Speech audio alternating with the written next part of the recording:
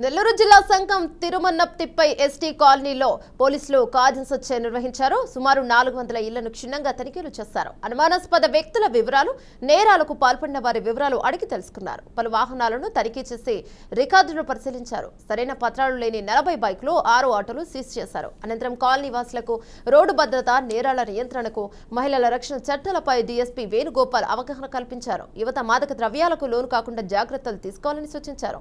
భద్రతలకు విఘాతం కలిగిస్తే కఠిన చర్యలు తీసుకుంటామని డీఎస్పీ వేణుగోపాల్ హెచ్చరించారు. ఐపీఎస్ గారి ఆధ్వర్యంలో ఈరోజు మన సంగం మండలం తిరుమల తిప్ప ఎస్టీ కాలనీ ప్రాంతంలో కార్డన్ సర్చ్ కార్యక్రమం చేపట్టడం జరిగింది. ఈ కార్యక్రమంలో 2 సిఐలు, 5 మంది ఎస్ఐలు, 45 మంది స్టాఫ్ పాల్గొనడం జరిగింది. దీని ముఖ్యంగా ఏమిటంటే ఏదైనా అసాంఘిక కార్యక్రమాలు జరుగుతాయన్న సమాచారం పైన దాదాపు 400 ఇళ్ళు సర్చ్ చేయడం జరిగింది. ఒక 40 మోటార్ సైకిల్ సీజ్ చేయడం జరిగింది. 6 ఆటోలు సీజ్ చేయడం జరిగింది.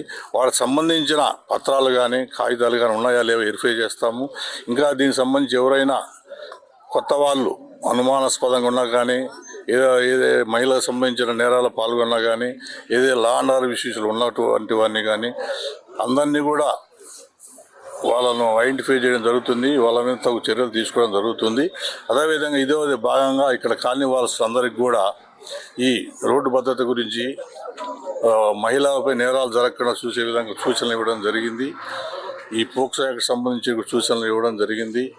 ఈ మాదక ద్రవ్యాలంటే గాంజా లాంటి దారిన పడకుండా